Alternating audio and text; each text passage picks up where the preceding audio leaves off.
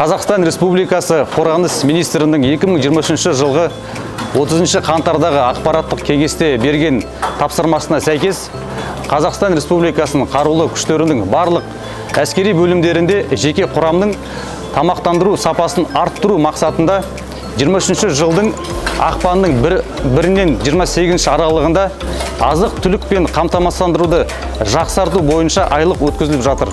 Осы бір айлық жоспарға сәйкес біз күнделікті бөлімге жеткізілетін азық-түліктерді сапасын тексеріп бақылауда ұстаймыз. Барлық іс-шаралар тамақтандыру шартына сәйкес жүргізілуде. Қорытындылай келе, осы іс-шараның өтуі бізге пайдалы және орынды деп санаймын.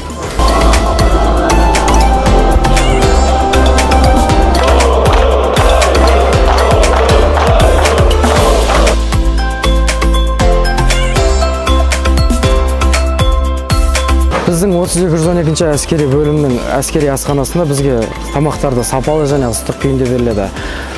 Бізге берілетін астар денсаулыққа пайдалы әрі өнімді тағамдар беріледі.